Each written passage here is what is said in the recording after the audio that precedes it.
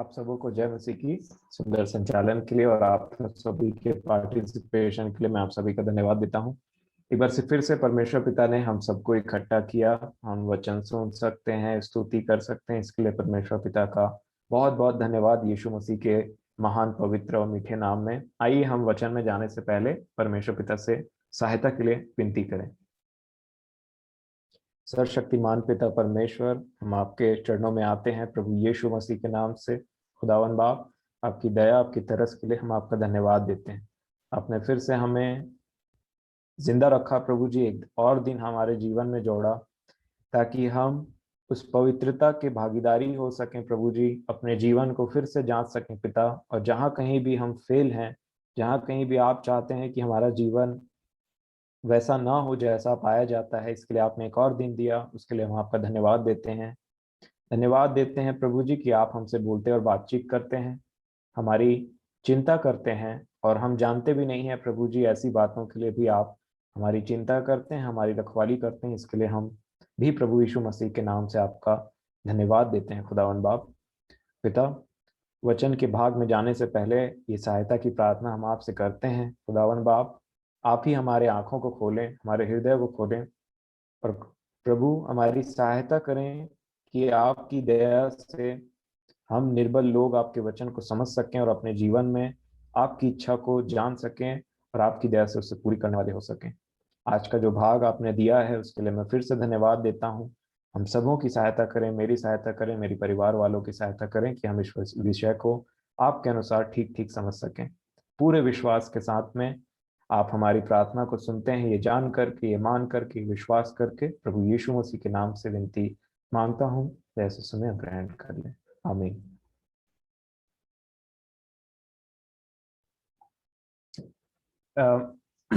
मेरे प्रियो, जैसा कि कहा गया था, मैं आशा करता हूँ अपने होशे की पुस्तक को पढ़ा है, 1 अध्याय, 2 अध्याय और 3 अध्याय को। और आज का जो विषय है वो एक भेद से मैं स्टार्ट करना चाहता हूँ, जिससे बाइबल भेद बताती है। और उसके लिए मैं आपसे निवेदन करूंगा, आप इफिसियों की पुस्तक 5 अध्याय और 5 अध्याय खोल लें। इफिसियों की पुस्तक 5 अध्याय और उसका 30 वचन, 30, 5 का 30। इफिसियों 5 के 30 में ऐसा लिखा है, इसलिए कि हम उसकी देह के अंग हैं। और 31 से ध्यान, क्षमा करेंगे,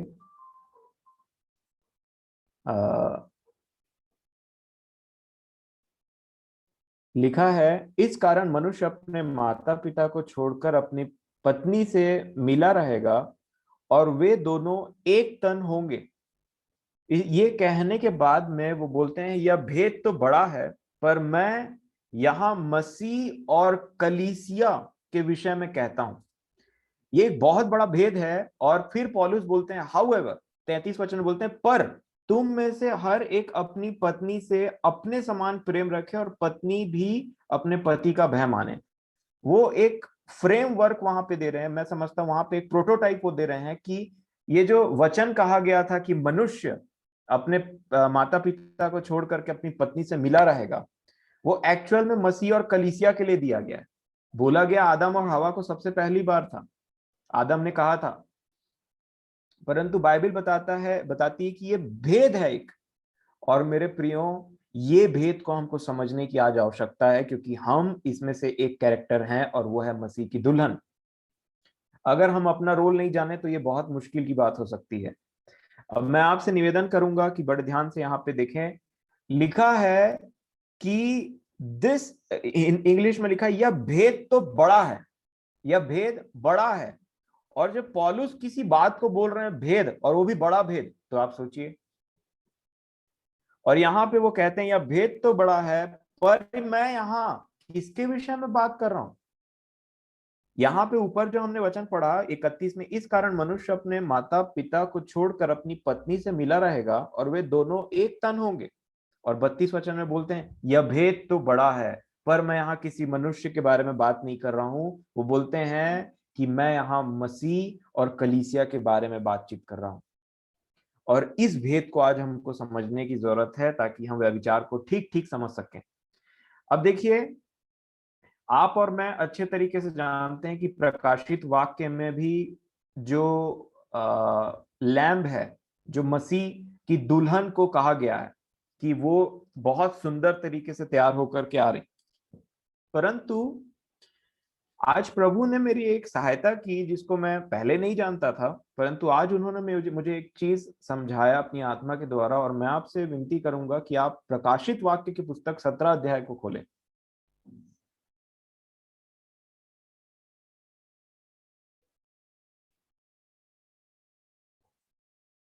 प्रकाशित वाक्य की पुस्तक 17 अध्याय में आप इसको आराम से पढ़ सकते हैं। यहाँ पे एक वेश्या के बारे में बात किया गया है, और अगर आप 17 अध्याय को पढ़ेंगे 1 वचन से,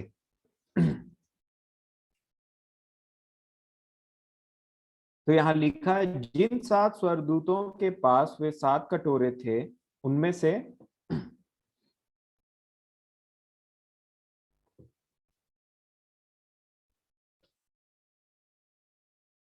उनमें से एक ने आकर मुझसे यह कहा, इधर आ, मैं तुझे उस बड़ी वेश्या का दंड दिखाऊं जो बहुत से पानी पर बैठी है। यहाँ एक वेश्या है,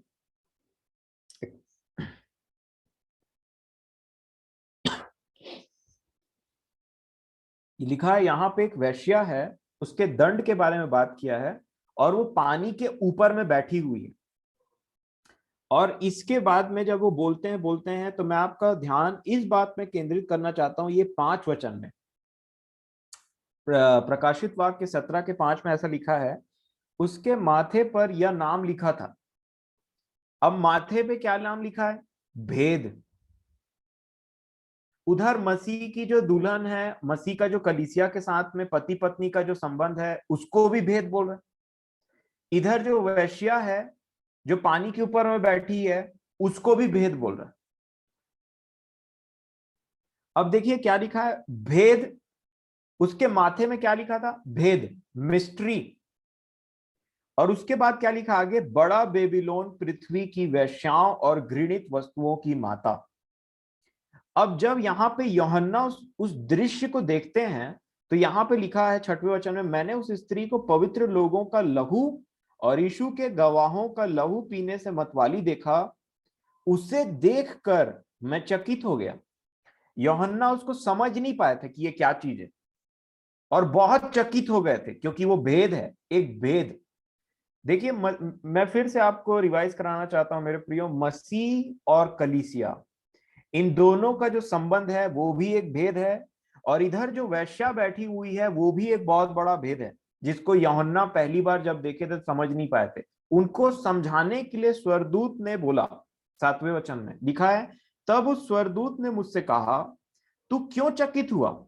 मैं इस स्त्री और पशु का जिस पर वह सवार है और जिसके 7 सिर और 10 सींग हैं, तुझे भेद बताता हूं। फिर ये बात बोल रहे हैं, भेद। वो स्वर्गदूत ने भी इस चीज को भेद करके ही यूहन्ना को 2 बार में बताया। और यही भेद हमको आज समझने की जरूरत है कि 2 लेडी हैं बाइबल में। 2 लेडी हमने नीति वचन में भी देखा था, और प्रकाशित वाक्य में भी 2 लेडी का वर्णन है। एक है वो बड़ी वेश्या, और एक है वो पवित्र दुल्हन। जो पवित्र दुल्हन है, जो नया यरूशलेम जिसको बोलते हैं, वो 2 स्त्री यहाँ पे वर्णन किया गया है। पहले के बारे में कहा गया है ये तो जाएगी, ये जो वैश्या है वो अटर डिस्ट्रक्शन में जाने वाली है, वो कंप्लीटली वो पूरा वेस्ट होने वाला है। और दूसरा जो स्त्री के बारे में कहा गया है, जो लैम्ब है, जो मसीह है, उसकी जो दुल्हन है वो हमेशा काल के लिए वो जीवित रहेगी और अपने पति के संग संग रहेगी। और यहाँ पे इसको और अच्छे से समझने के लिए मैं आपसे निवेदन करूंगा, इसी प्रकाशित वाक्य में 7 अध्याय और 9 वचन को निकालें। 7 अध्याय और 9 वचन। प्रकाशित वाक्य 7 अध्याय और 9 वचन में लिखा है, इसके बाद मैंने दृष्टि की और देखो हर एक जाति और कुल और लोग और भाषा, देखिए क्या क्या लिखा है, हर जाति, हर कुल, हर भाषा में से एक ऐसी बड़ी भीड़ जिसे कोई गिन नहीं सकता था, श्वेत वस्त्र पहने और अपने हाथों में खजूर की डालियां लिए हुए सिंहासन के सामने और मेमने के सामने खड़ी हैं, और बड़े शब्द से पुकार कर कहती हैं, उद्धार के लिए हमारे परमेश्वर का जो सिंहासन पर बैठा है और मेमने का जय जयकार करो।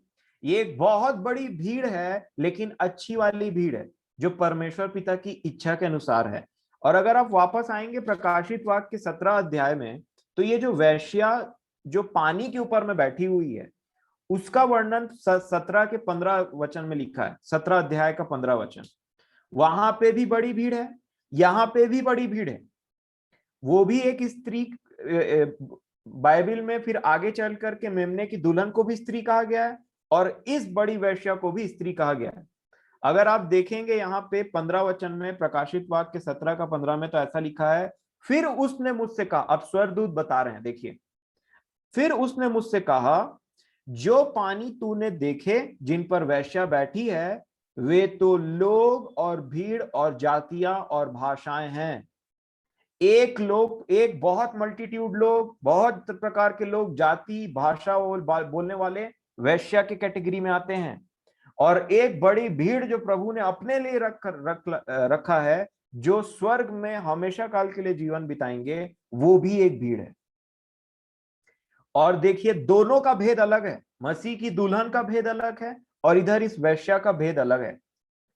अब ये जो वैश्या है, ये जो वैश्या बोलने से ये एक्चुअल में बहुत बड़ी जाति, लोग, भाषा, कुल सब एक साथ हैं, और इनका जो एक पर्टिकुलर पॉइंट क्या है इसके बारे में जो लिखा है 17 के जो 6 में मैंने पढ़ा, लिखा है, मैंने उस स्त्री को पवित्र लोगों का लहू और यीशु के गवाहों का लहू पीने से मतवाली देखा।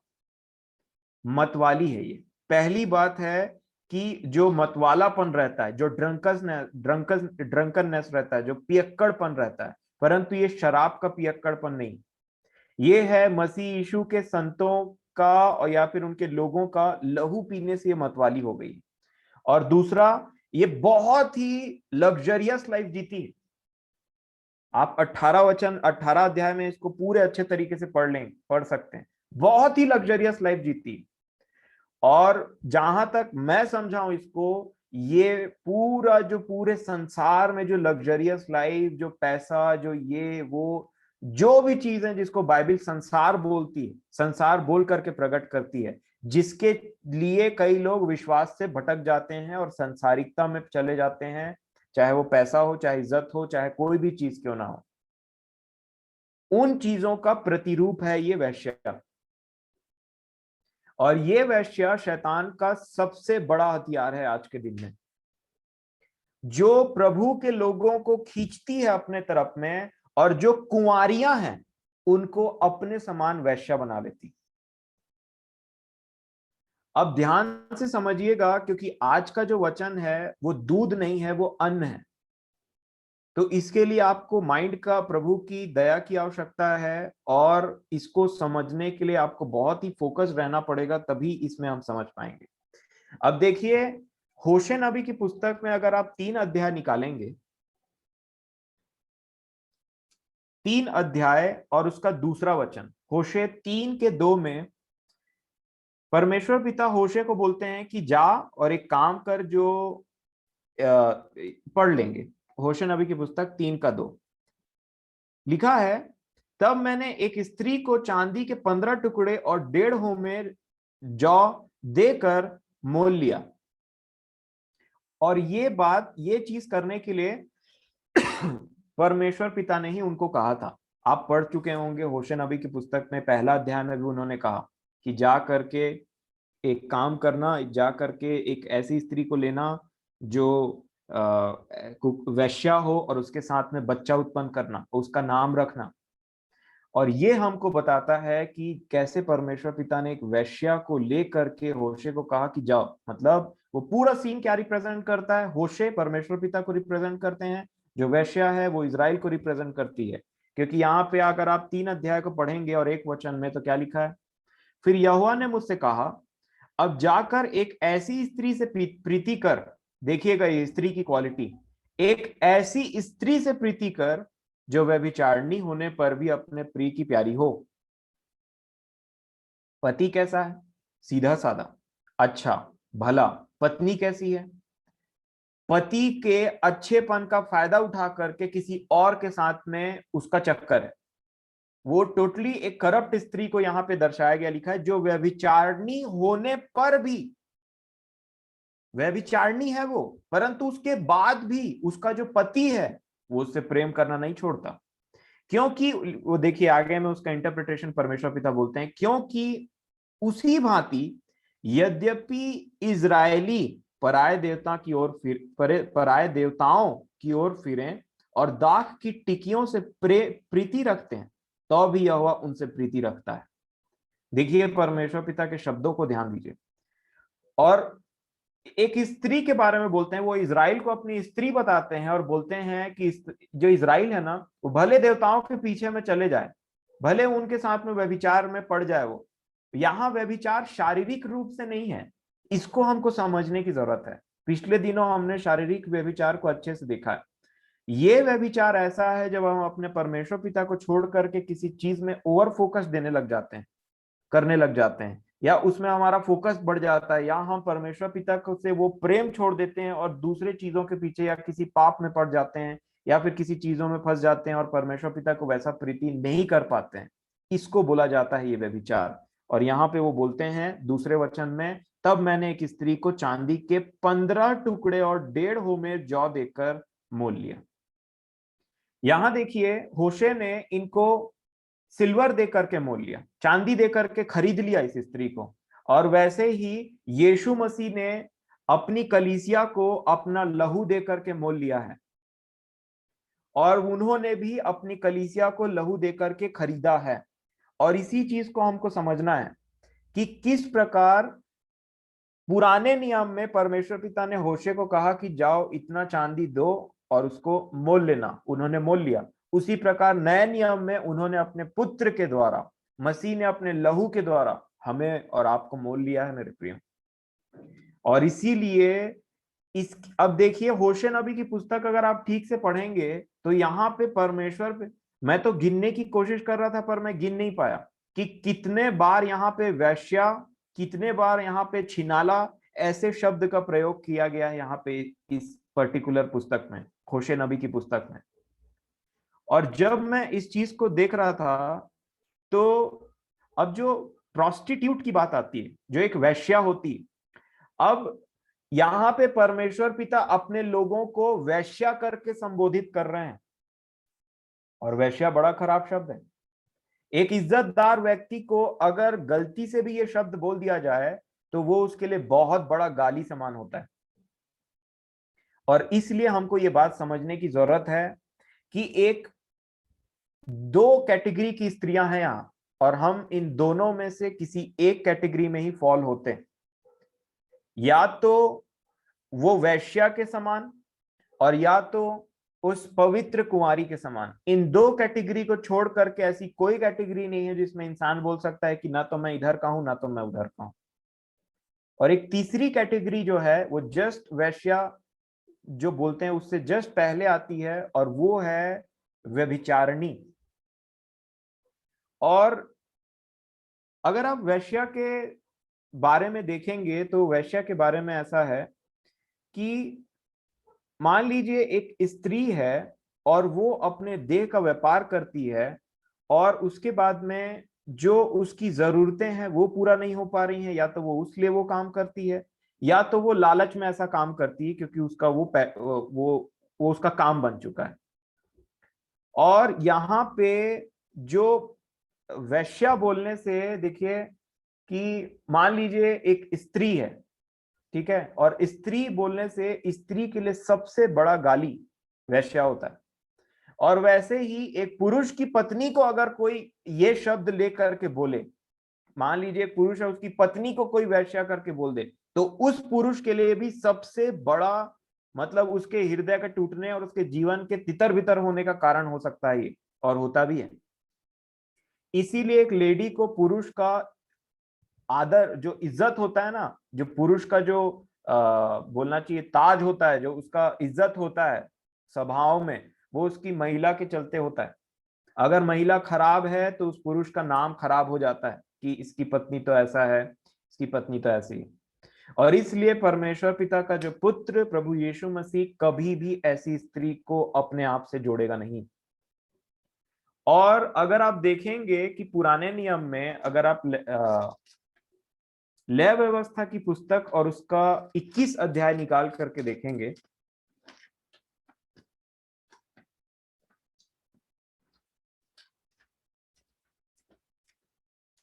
लय व्यवस्था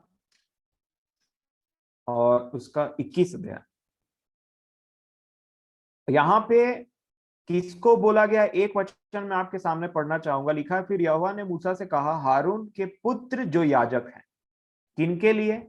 याजकों के लिए ऐसा बात कहा गया। और हमारा यीशु मसीह कौन है? महायाजक। और यहां पे कहा गया 7वें वचन में, ये उन्हीं के पुत्रों के लिए बात लिखी हुई है। 7वें वचन में देखिए, वे वैश्या या भ्रष्ट से विवाह न करें। तो सीधी सी बात है, जब याजक नहीं कर सकता तो महायाजक की तो बहुत दूर की बात है। लिखा है, वे वैश्या या भ्रष्ट से विवाह न करें और न त्यागी हुई से विवाह करें, क्योंकि याजक अपने परमेश्वर के लिए पवित्र होता है। अगर आप देखेंगे इसी का 9वां वचन, तो लिखा है, और यदि याजक की बेटी वैश्या बनकर अपने आप को अपवित्र करे तो वह अपने पिता को अपवित्र ठहराती है, और उसका क्या हश्र है लास्ट में, वह आग में जलाई जाए। ये उसका, ये व्यवस्था में लिखा था कि ऐसा उनके साथ में व्यवहार किया जाए। भले ही हम व्यवस्था में नहीं आते हैं, परंतु यहाँ कंप्लीटली एक बात हमको समझ जानी चाहिए कि किसी भी प्रकार से वैश्या बोलने से एक अपवित्र वस्तु और कोई भी अपवित्र वस्तु स्वर्ग के राज्य में प्रवेश नहीं करेगा, क्योंकि वो व्यभिचारी के कैटेगरी में आते हैं और उसके बाद में वही सब चीज खत्म हो जाता है। आप इसके 14वें वचन को देख सकते हैं। 21 के 14 में ऐसा लिखा है, जो विधवा या त्यागी हुई या भ्रष्ट या वैश्या हो, ऐसी किसी से वह विवाह न करे, वह अपने ही लोगों के बीच में किसी कुंवारी कन्या से विवाह करे। ये था उन लोगों के लिए गाइडलाइन। और महायाजक बोलने से हमारे जो यीशु मसीह है उनके लिए लिखा गया है कि जो पवित्र कुंवारी,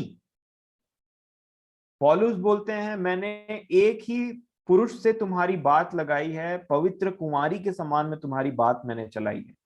और इसलिए हमको समझ जाना बहुत जरूरी है कि किसी भी प्रकार से हमारे अंदर में जो, अगर हमारे अंदर में बाय चांस वो वैश्या की कोई भी बात पाई जाती है, वो व्यभिचारिणियों की कोई भी बात पाई जाती है, तो हम दुल्हन की कैटेगरी में नहीं आते हैं। होशे की पुस्तक मैंने आपको इसलिए पढ़ने के लिए भी कहा था, जिसके द्वारा मैं आपको एक बात समझा सकूं, और वो ये है कि किस प्रकार से हम देखते हैं कि उस ठुकराई हुई, उस व्यभिचारिणी, उस वैश्या बोलने के बाद में भी परमेश्वर पिता वैसी स्त्री को भी ग्रहण करने के लिए तैयार रहते हैं। और उसी प्रकार बाइबल हमें बताती कि कोई भी पुरुष, कोई भी मनुष्य, मैं बोलना चाहूंगा, ऐसा नहीं था कि जिसने पाप ना किया हो। हम सब वही कैटेगरी में पहले पाए जाते थे, और उसके बाद में हमको पवित्र किया गया और हमको एक पवित्र कुंवारी का दर्जा दिया गया है। उसके बाद में देखिए, यहाँ पे होशे नबी की पुस्तक में हमको एक बात समझ जाना चाहिए कि किस प्रकार से यहाँ इज़राइल के विषय में लिखा गया है। और इज़राइल बोलने से जो परमेश्वर पिता को पहले से जानते थे, और पहले से जानने के बाद में उन्होंने उन परमेश्वर पिता के विरुद्ध में पाप किया, उसलिए उनको वो वैश्या बोल रहे थे। एक बार जब हम मसीह यीशु में जीवन पा लेते हैं और उसके बाद में हम सदा काल के लिए भटकते या फिर उनको छोड़ करके किसी अपने जीवन में यीशु मसीह को छोड़ करके हम आगे बढ़ जाते हैं और संसारिक बातों में लग जाते हैं, अपने यीशु मसीह से प्रेम करना छोड़ देते हैं, तो हम भी उसी स्त्री के समान हैं जिसको बाइबल वेश्या बोलती। और इसीलिए हमको ये बात समझ जाना चाहिए मेरे प्रियो कि किस प्रकार से, किस तरह की पवित्रता हमको ग्रहण करना आवश्यक है, जिस पवित्रता के बिना हम मसीह यीशु के दुल्हन कहलाने के लायक नहीं है, ना तो यहाँ और वहां तो बात ही अलग है। इसी को हम ठीक से समझेंगे और पहला कुरिन्थियों और उसके 6वें अध्याय को आप समझिए। पहला कुरिन्थियों 6वां अध्याय और 16 वचन में, पहला कुरिन्थियों 6वां अध्याय 15 वचन से पढ़ेंगे। लिखा है, क्या तुम नहीं जानते कि तुम्हारी देह मसीह के अंग है? तो क्या मैं मसीह के अंग लेकर उन्हें वेश्या के अंग बनाऊं? कदापि नहीं।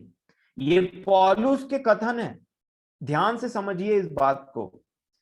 वो बोलते हैं कि क्या तुम नहीं जानते कि तुम्हारे जितने भी अंग हैं वो मसीह के अंग हैं, और क्या मैं इन मसीह के अंग को लेकर के वैश्या के अंग बना दूं? वैश्या बोलने से देखिए यहां पे फिर पौलुस उस चीज को बताने की कोशिश कर रहे हैं कि एक मसीह की देह है जिसको दुल्हन बोला गया है, और एक है वो वैश्या, और इन दोनों का मैच नहीं हो सकता है। या तो एक व्यक्ति प्रोस्टिट्यूट के कैटेगरी में आता है, वैश्या के कैटेगरी में आता है, और या तो एक व्यक्ति एक पवित्र कुंवारी की कैटेगरी में आता है। धोखा ना खाएं इन बातों के लिए, बहुत इंपॉर्टेंट बात है। और मैं समझता हूं आज की डेट में हमको ये बात बहुत अच्छे से समझ आनी चाहिए। और आज मुझे ऐसा क्यों लग रहा है कि आज का जो सेशन, जो आज की बात जो प्रभु ने मेरे अंदर में डाली है, वो बाकी सारी बातों से कहीं ज्यादा इंपॉर्टेंट है आज हमको ये बात समझना। अगर आज हमने ये बात ठीक से समझ लिया तो मैं समझता हूँ कि हमारा जो दृष्टिकोण है किसी चीज को देखने का, वो टोटली बदल जाना चाहिए। मान लीजिए किसी किसी व्यक्ति को एक पर्टिकुलर काम करने की वजह से वैश्या कहा जाता है। जैसे आज आप देखते हैं संसार में कि एक पर्टिकुलर कैटेगरी के लोग रहते हैं जिनको पूरा संसार वैश्या बोलता है, उनके काम के कारण। और अगर बाइबिल में ऐसा बताता है कि मैं अपने अंग को वैश्या के अंग बनाऊं, मतलब कुछ ऐसा काम करूं जिसको बोला जाए कि ये वैश्या है। पवित्र कुंवारी बोलने से तो बहुत अच्छा लगता है, हमको सुनाई देता है, परंतु जैसे ही वैश्या शब्द आता है हम अपने काम बंद कर लेते हैं। हमको लगता है ये कैसी भाषा है, ये कैसे शब्द हैं। मैं नहीं जानता आप इन बातों को किस तरीके से समझते हैं या किस तरीके से लेते हैं, बट बाइबल इस विषय में क्रिस्टल क्लियर है। और बच्चों से लेकर के बूढ़ों तक ये बात समझ जानी चाहिए सबको कि या तो हम प्रोस्टिट्यूट के कैटेगरी में आते हैं, वैश्या के कैटेगरी में आते हैं, और या तो पवित्र कुमारी के कैटेगरी में आते हैं। और इसी चीज को हम ठीक से समझेंगे आगे। और निकाल लीजिए दूसरा कुरिन्थियों 11 अध्याय, दूसरा कुरिन्थियों 11 अध्याय और दूसरा वचन। पौलुस बोलते हैं, क्योंकि मैं तुम्हारे विषय में ईश्वरीय धुन लगाए रहता हूं, इसलिए कि मैंने एक ही पुरुष से तुम्हारी बात लगाई है कि तुम पवित्र कुंवारी के समान मसीह की तुम्हें पवित्र कुंवारी के समान मसीह को सौंप दूं। परंतु मैं डरता हूं, यहां ध्यान देने की आवश्यकता है। परंतु मैं डरता हूं कि जैसे सांप ने अपनी चतुराई से हवा को बहकाया, वैसे ही तुम्हारे मन उस सिधाई और पवित्रता से जो मसीह के साथ होनी चाहिए कहीं भ्रष्ट न किए जाएं। एक डर जो पौलुस को हमेशा सताता था, मैं समझता हूं कलीसिया को प्लांट करने टाइम में, कलीसिया को लगाने के टाइम में, वो ये था कि कहीं शैतान इनको हवा के समान ना बहका दे। क्योंकि हमारा आदम अब स्टेबल है, वो पुराने आदम के समान नहीं जो हवा के कारण बहक जाए। हमारा आदम अर्थात जो यीशु मसीह को मैं बोलना चाह रहा हूं, वो स्टेबल हो चुके, उन्होंने जय प्राप्त कर लिया और वो अपने जगह में पहुंच चुके हैं। परंतु अब जो हवा है, जो कलीसिया, जो दुल्हन का रूप है, उसको भी अपने मसीह यीशु के पास में पहुंचना है। और ये हमको समझना है मेरे प्रियो आज के डेट में कि अब आदम बहकाया नहीं जा सकता। वो हवा, वो शैतान जानता है कि हवा को ही बहका करके इसको साइड करना है, और अब हवा की बारी है, अर्थात जो कुंवारी, जो जो ये वर्जिन है, पवित्र कुंवारी लिखा है, उसकी बारी है। और इस पवित्र कुंवारी को शैतान कैसे बहका सकता है? वो प्रोस्टिट्यूट, वो वैश्या जो प्रकाशित वाक्य 17 अध्याय में अभी हमने देखा, ये वैश्या बोलने से ये पूरा संसार जो है वो वही और कुछ नहीं। इस संसार की बातें, चकाचौंध, और इसमें आगे बढ़ना, और ये सब बातें, जो जितने भी पैशन हमारे शरीर से निकल के सांसारिक बातों के लिए होते हैं, वो सब वैश्या की तरफ लेकर के जाते हैं, और उस वैश्या का लास्ट में आग में जलाया जाना है, कंप्लीट डिस्ट्रक्शन है और कुछ नहीं। तो इसीलिए बोला जाता है बुरी संगति अच्छे चरित्र को बिगाड़ देती। ये पूरा संसार जो है उस वैश्या, उस बड़ी वैश्या को दर्शाता है। और वैश्या के अगर कांटेक्ट में, वैश्या की संगति में अगर कुंवारी स्त्री आ जाए तो सोचिए क्या होगा।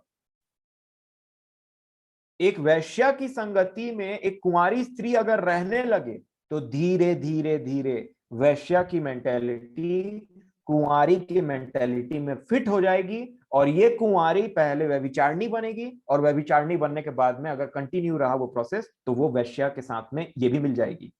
और जो पवित्र दुल्हन का हमको टैग दिया गया है वो निकल जाएगा, और उसके बाद में वैश्या का टैग लग जाएगा। ये बातें मैं पहले नहीं समझता था कि क्यों दुल्हन कहा गया है, क्योंकि एक पुरुष होने के चलते अपने आप को दुल्हन कहना थोड़ा अजीब लगता है। और इसीलिए जब मैं इन बातों को समझ रहा था तो प्रभु ने मेरी सहायता की कि दुल्हन बोलने से, पवित्र कुंवारी बोलने से, वो पवित्रता के जीवन के लिए कितना सतर्क रहने की आवश्यकता है कि आप एक भी कदम इधर से उधर करके ये नहीं बोल सकते कि अरे गलती से हो गया करके।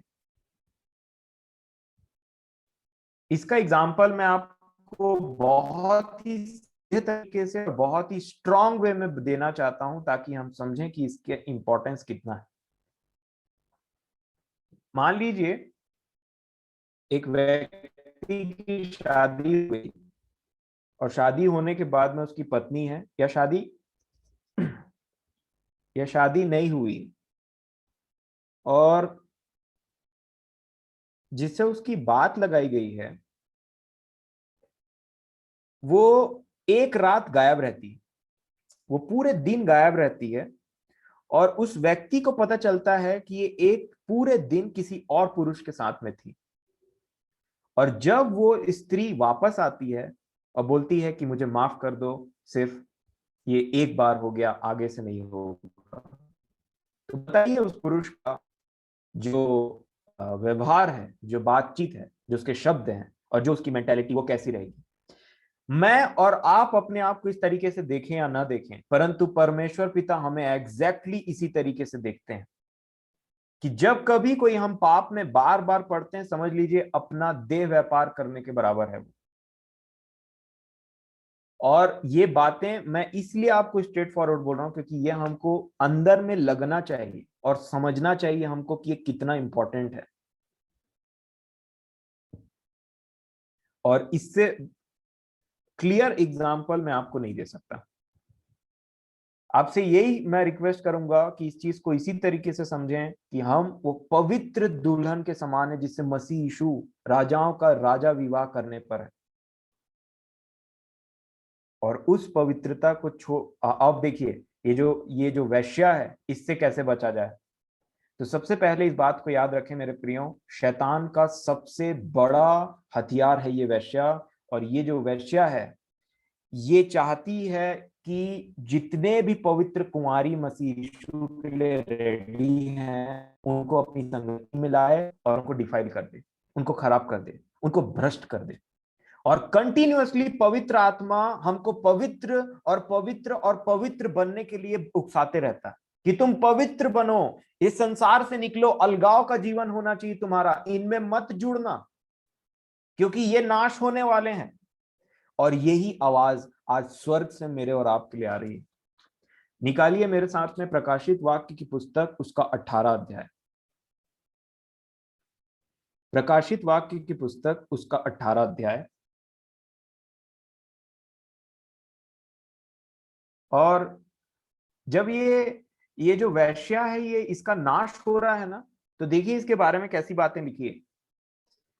18 के 1 से वचन है और 2 से मैं पढ़ूंगा आपके सामने। उसने ऊंचे शब्द से पुकार कर कहा, गिर गया, बड़ा बेबीलोन गिर गया, बड़ा बेबीलोन गिर गया है। और इस ये वैश्या का नाम क्या था?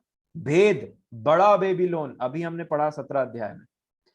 फिर लिखा है वह दुष्ट आत्माओं का निवास और हर एक अशुद्ध आत्मा का अड्डा और हर एक अशुद्ध और घृणित पक्षी का अड्डा हो गया, क्योंकि उसके व्यभिचार की भयानक मदिरा के कारण सब जातियां गिर गई हैं और पृथ्वी के राजाओं ने उसके साथ व्यभिचार किया है और पृथ्वी के व्यापारी उसके सुख विलास की बहुतायत के कारण धनवान हुए हैं। ये अब देखिए मेरा और आपके लिए क्या लिखा है यहाँ पे 4 वचन में, ध्यान से देखिए, इसको सुन करके मेरा पूरा मतलब मेरा हार्ट बहुत ज्यादा विचलित हो गया था, मेरा हृदय। 4 वचन में लिखा है, फिर मैंने स्वर्ग से एक और शब्द सुना, स्वर्ग से एक आवाज आई, हे मेरे लोगों उसमें से निकल आओ, निकलो उसमें से जो मेरे हैं, बाहर निकलो उसमें से, वो नष्ट होने वाली है, वो नष्ट हो रही है। मेरे जो लोग हैं, स्वर्ग से आवाज हमारे और आपके लिए आ रही है। मैं समझता हूं एक एक कान,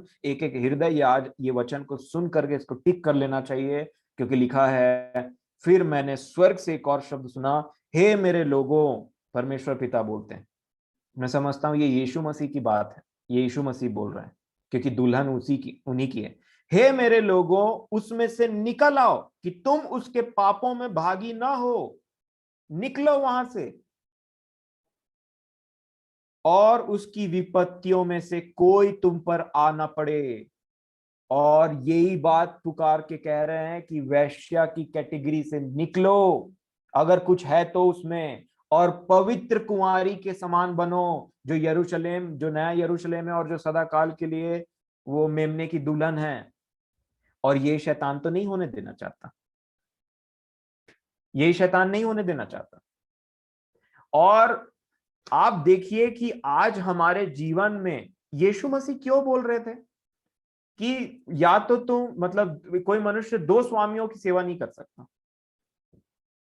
या तो एक को अच्छा मानेगा दूसरे को तुच्छ मानेगा। उन्होंने पैसे की बात की, और ये पैसा नाम का जो चीज है वो कहां तक उसका वैल्यू है,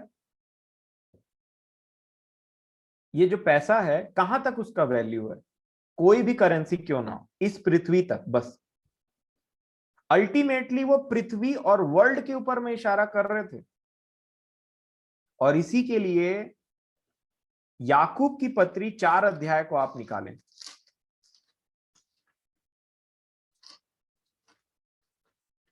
याकूब की पत्री 4 अध्याय और 1 वचन, और बड़े ध्यान से समझें। अब हम वचन में मतलब थोड़ा सा गहराई में जाएंगे तो ये आपको मदद करेगा। याकूब 4 के 1 में वो कहते हैं, तुम में लड़ाइयां और झगड़े कहां से आ गए? क्या उन सुख विलास से नहीं जो तुम्हारे अंगों में लड़ते भिड़ते हैं? सुख विलास। और वो जो वैश्या के बारे में हमने क्या दिखा अभी, पृथ्वी के राजा उसके सुख विलास के कारण बहुत धनवान हो गए। सुख विलास के कारण लड़ते भिड़ते हैं। तुम लालसा रखते हो, दूसरा वचन में बोलते हैं तुम लालसा रखते हो और तुम्हें मिलता नहीं, इसलिए तुम हत्या करते हो। तुम डाह करते हो और कुछ प्राप्त नहीं कर पाते, तो तुम झगड़ते और लड़ते हो। इस तुम्हें इसलिए नहीं मिलता कि मांगते नहीं। फिर वो क्या बोलते हैं, तुम मांगते हो और पाते नहीं, इसलिए कि बुरी इच्छा से मांगते हो ताकि अपने भोग विलास में उड़ा। एक ऐसी इच्छा उन लोगों के अंदर में घुस गई जो सिर्फ भोग विलास को देखती है। मतलब ध्यान चला गया वैश्या के ऊपर में। आज मेरा और आपका ध्यान किस चीज में लगा है मेरे प्रियो? ये आप बड़े ध्यान से इस बात को एनालाइज करिएगा। मैंने बहुत सोचा और मैं अभी भी अपने जीवन को इस वचनों से जांच रहा हूं। मेरे लिए आज का वचन बहुत ज्यादा इंपॉर्टेंट है जो मुझे प्रभु ने सिखाया है। और मैं भी चाहता हूं कि आप लोगों के लिए, जैसा हमने प्रार्थना किया ये सभा से स्टार्ट होने से पहले, आप लोगों के लिए भी वो चीज बहुत ज्यादा इंपॉर्टेंट हो, आपके हृदय में बस जाए। वैश्या की संगति बहुत पहाड़ी पड़ सकती है क्योंकि वो नाश होने वाली है, और स्वर्ग से आवाज आ चुका है कि निकलो मेरे लोगों वहां से। लिखा है 4 वचन में, वो बोलते हैं तुम्हें इसलिए नहीं मिलता तुम अपने भोग विलास में उड़ा दो, इसलिए तुम मांगते हो। 4 वचन में लिखा है, हे व्यभिचारिणियों। अभी तक जो हमारा व्यभिचार का कॉन्सेप्ट था वो सिर्फ शरीर को लेकर के था, परंतु जो अब व्यभिचार का कॉन्सेप्ट है वो इस पृथ्वी, इस वर्ल्ड को लेकर के। क्योंकि ये वर्ल्ड ना देखिए न, ये वर्ल्ड अगर प्रभु यीशु मसीह यहीं पे उनका डोमेन राज्य आ जाता तो फिर नए यरूशलेम की जरूरत नहीं पड़ती। कुछ पुराना नहीं जाएगा यहाँ का। लिखा है आग से खत्म कर देगा सब चीज को, नष्ट कर देगा, गला देगा, पिघला देगा। पिछले बार पानी आया था, इस बार आग से नष्ट कर देगा सब चीजों को। यहां लिखा है हे व्यभिचारिणियों, क्या तुम नहीं जानती कि संसार से मित्रता करनी परमेश्वर से बैर करना है। अब देखिए भोग विलास को इन्होंने किससे कनेक्ट किया है, प्रभु की आत्मा के द्वारा। बोलते हैं भोग विलास में उड़ा दो इसलिए तुम्हें नहीं मिलता है। अब फिर बोलते हैं कि तुम व्यभिचारी हो क्योंकि तुमको भोग विलास का तुमको चस्का चढ़ गया और तुम उसका प्रार्थना करते हो। और फिर उसको वो जो भोग विलास है उसको किससे कनेक्ट कर दिया, वर्ल्ड से। इस संसार से मित्रता करना परमेश्वर पिता से बैर करना है, क्योंकि संसार में वो वैश्या है और उसके भागी होंगे तो कभी भी हम उससे पवित्र कुंवारी के समान में हम नहीं रह सकते। इसीलिए लिखा है तुम नहीं जानती कि संसार से मित्रता करनी परमेश्वर से बैर करना है। अतः जो कोई संसार का मित्र होना चाहता है, जो भी संसार का मित्र होने का मतलब क्या होता है, हमारे अंदर इतने पैशंस हैं, इतने हमको ये करना है, वो करना है, ये खरीदना है, वो खरीदना है, सब चीजों को करना है हमको। और उसके लिए प्रभु, उसके बाद में हमारा जो दिमाग है ना उसके ऊपर में एक क्लाउड सा जम गया है, एक बहुत बड़ा बादल सा आ गया है, जिसकी वजह से हम उसके ऊपर नहीं देख पाते हैं कि परमेश्वर पिता हमें पुकार रहे हैं करके। क्योंकि संसार में ये करना है, वो करना है, ये एजुकेशन, वो एजुकेशन। आज देखिए मैं एजुकेशन के खिलाफ नहीं हूं क्योंकि मैंने खुद भी पढ़ाई की है, परंतु आज एक माता पिता कभी भी अपने बच्चे को, आप किसी भी बच्चे को उठा करके पूछ दीजिए कि तुमको क्या बनना है, तो कोई कुछ बोलेगा, कोई कुछ बोलेगा। किसी के मन में ये बात है ही नहीं कि मुझे मसीही बनना है। ये बहुत बड़ी बात है अपने आप में। आज छोटे छोटे बच्चे हैं, आज जवान जवान बच्चे हैं, उनको पूछिए क्या बनना है तो वो बता देंगे आपको, भले बने या ना बने। परंतु उनकी इच्छा जो है वो संसार के ऊपर में टारगेट करके रखा गया, क्योंकि हम एक ऐसे समाज में, एक ऐसे जमाने में जी रहे हैं मेरे प्रियो, जहां पे ऐसा है कि कुछ बनोगे, अच्छा कमाओगे, ठीक रहेगा, और नहीं तो फिर नहीं चलेगा। और पूरा फोकस इस जमाने का, इस पूरे संसार का पूरा फोकस आज पैसा कमाने के चक्कर में है और अपना अपना एम्पायर बिल्ड करने के चक्कर में। मेरा ये होना चाहिए, मेरा वो होना चाहिए, ऐसा वैसा, सब चीजों को लेकर के किसी का ध्यान ऊपर जा ही नहीं रहा है। और इसीलिए ये जो वैश्या है वो और बड़ी होते जा रही है। इसका जो डोमेन है, जो पानी के ऊपर में बैठी है ना, ये पानी और बढ़ते जा रहा है, सब लोग। और ये है वर्ल्ड। मैं इसीलिए बहुत कभी कभी घबराता हूं इस मोबाइल को यूज करने से। और वो टीवी टेलीविजन जो था उसको तो खैर बहुत टाइम हो गया, परंतु ये चीजें क्या है पता है, ये पूरी दुनिया को आपके पास में लेकर के आती सिर्फ इतने बड़े डब्बे में। मैं एक प्रचारक को सुन रहा था, उन्होंने कहा कि हमारे चर्च के एक व्यक्ति थे, उन्होंने बहुत बड़ा टीवी ऑर्डर करा है और वो बहुत ही स्केप्टिकल थे, बहुत ही ज्यादा डाउट में थे, मैं अच्छा कर रहा हूँ कि नहीं, मैं ठीक कर रहा हूँ कि नहीं। और जैसे ही वो ट्रक आया टीवी वाला डिलीवरी देने के लिए उनके घर में, बड़ा सा बॉक्स निकला सोनी का, Sony brings the world to you. उन्होंने बोला पैक करके वापस करो, मेरा डाउट प्रभु ने क्लियर कर दिया। ये वर्ल्ड मेरे को अपने दीवार में नहीं चाहिए। Sony brings the world to you, पूरा संसार को लेकर के तुम्हारे घर में आ रहा है। बोले नहीं चाहिए, ले जाओ पैक करो। बोले सर हम डिलीवरी देने के, बोले नहीं चाहिए। और उस प्रकार से उन्होंने उसको वापस भेज दिया। आज उतने बड़े टीवी की जरूरत नहीं है, मैं समझता हूँ ये अपना काम बखूबी कर रहा है मेरे प्रियो। और इसलिए संसार से हमें एक एक बहुत बड़ा अलगाव का जीवन बनाने की जरूरत है। जितने सोशल मीडियाज आप यूज करते हैं, ध्यान दें कि आप कहीं अननेसेसरी तो उन बातों को यूज नहीं करते। क्योंकि क्या होता है, जो मैंने अपने जीवन में देखा है वो ये है कि लोग अपना ना स्टेटस डालते हैं, लोग फोटो खींचेंगे, फिर कुछ कुछ करते रहते हैं।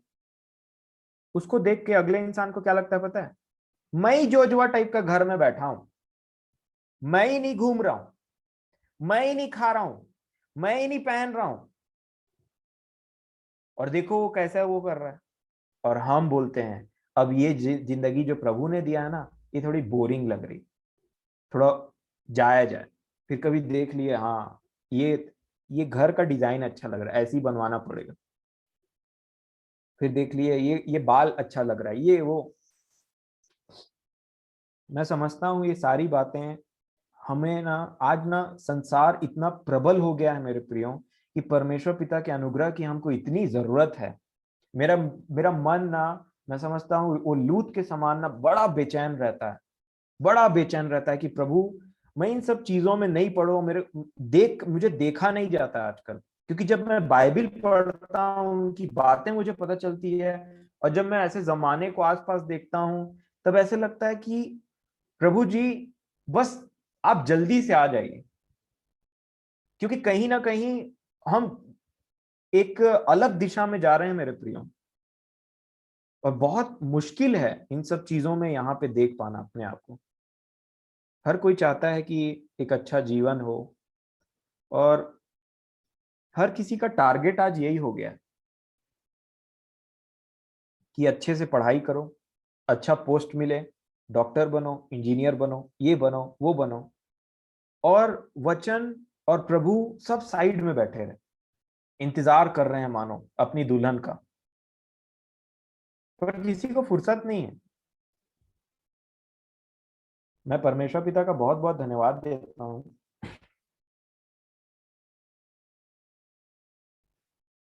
इस जूम मीटिंग के लिए, कि ये हमारे बस की बात नहीं थी कभी भी हम इन वचनों को इस तरीके से देखते या प्रभु के वचन में आगे बढ़ते, परंतु हमने जो इस जूम मीटिंग के द्वारा सीखा, जो प्रभु ने हमें बुलाया, मैं आपसे निवेदन करूंगा एक बात के लिए, कि हमेशा हम कोशिश करें कि जितना भी जीवन हमारा बचा है, या जितने भी हमारे जीवन में हम अपने बच्चों को शिक्षा देते हैं, उनमें सबसे पहले प्रभु का नाम हो। पढ़ाई, जॉब सब लग जाता है अपने अपने अपने समय में, वो प्रभु पे छोड़ दीजिए। भले कम कम सैलरी वाला जॉब मिले आपको, भले आप उस स्टैंडर्ड से ना जिए जो आपके दोस्त जीते हैं, जो आपके आस पड़ोस वाले जीते हैं, परंतु प्रभु में हमारा जीवन बहुत ज्यादा अटैच्ड रहना चाहिए। ध्यान दे मेरे प्रियो, अपने अपने मैं बोलना चाहूँ अपने लाइफ में सबसे पहले, और जो बच्चे वाले हैं वो अपने बच्चों के जीवन में ध्यान दे, कि कहीं आपने उनके जीवन में पढ़ाई को बहुत ज्यादा फोकस तो नहीं दे दिया है। कहीं आपने इस जीवन की बातों को बहुत ज्यादा थॉप तो नहीं दिया है अपने ऊपर भी। क्योंकि जो चीज पहले आपको डिफाइन करेगी, वही आपके मुंह से निकल करके आपके बच्चों तक जाएगी, आपके परिवारों में फैलेगी। परंतु आप ये बात को अपने हृदय के सबसे टॉप पोजीशन में रखेंगे ना, कि ये संसार में अपना मन मत लगाना, हम यहाँ परदेशी ही करके, और इस बातों को अपने दिमाग में बना करके रखेंगे ना मेरे प्रियो, तो कैसे भी ये जीवन निकल जाएगा एक दिन, और आने वाला जीवन प्रभु में सेफ रहेगा। परंतु अब ये संसार की चकाचौंध इतनी ज्यादा बढ़ गई है ना, कपड़े पहनना चाहे कुछ भी चीज क्यों ना हो। आइए मैं आपको एक चीज दिखाता हूं यहाँ पे। एक बात हमको समझने की जरूरत है, मैं आपके किसी भी चीजों के ऊपर मैं पॉइंट आउट नहीं करने वाला हूं, परंतु यहाँ पे याकूब एक बात बोलते हैं कि तुम बुरी इच्छा से मांगते हो ताकि अपने भोग विलास में उड़ा दो। एक जगह पौलुस तीमुथियुस को बोलते हैं यदि खाने के लिए हो और पहनने को के लिए हो तो इसी में संतोष करो। ये बाइबल के वचन हैं जो आज गायब हैं। ये बाइबल के वचन हैं कि खाने के लिए हो और पहनने के लिए तो इसी में संतोष करो, इतने ही काफी है करके। और जब मैं इन बातों को सीखता हूं अपने जीवन के लिए, तो मैं आपको सच बताता हूं, मैं अपने जीवन में और एक डिसीजन लेता हूं कि अब मैं और ज्यादा सिंपल रहूंगा। ना मेरी रिक्वायरमेंट ज्यादा बढ़ेंगी, और ना ही मुझे उन सब चीजों को पाने के लिए कोई ऐसा मतलब बहुत ज्यादा हाथ पैर मारना पड़ेगा। और कोशिश करें कि हम एक सिंपल लाइफ जिए, जहां पे हम संतुष्टि को प्राप्त कर सके। नहीं तो ये रेस कभी खत्म नहीं होने वाला। काश वैसा होता, काश ऐसा होता, ये वो करके ये सब चीजें चलते रह जाएंगी। अगर आप प्रकाशित वाक्य की पुस्तक में 18 अध्याय को ध्यान से पढ़ेंगे, मैंने इस विचरण को हमने पहले भी देखा है, और 18 का 7 में ये जो वैश्या है इसके बारे में वर्णन किया गया है बहुत सारा। और ये वैश्या के बारे में अगर आप 18 का 7 वचन देखेंगे तो क्या लिखा है 18 का 7 में, जितनी उसने अपनी बड़ाई की और सुख विलास किया, उतनी उसको पीड़ा और शोक दो, क्योंकि वह अपने मन में कहती है मैं रानी बन बैठी हूं, विधवा नहीं, और शोक में कभी ना पड़ूंगी। इंग्लिश में लिखा है लग्जरियस लाइफ। और आज आप सबको देख लीजिए, लग्जरियस लाइफ ही चाहिए, सबको लग्जरियस लाइफ चाहिए। कोई संतुष्ट नहीं होने चाहता है कि खाने के लिए है या पहनने के लिए उसी में संतोष करें, परंतु सबको लग्जरियस लाइफ चाहिए और सब हाथ पैर मार रहे हैं उस चीज के लिए। कई बार ऐसा होता है कि प्रभु हमको बहुत सारी चीजों से आशीषित करते हैं। आशीषित बोलने से संसारिक वस्तुओं से। सैलरी अच्छा है, घर में पैसे अच्छे आ रहे हैं, आपके पास काफी पैसे हैं, पर उन पैसों को कैसे इस्तेमाल करना है ये भी बाइबल बताती है। अगर आप तीमुथियुस की पत्री में देखेंगे,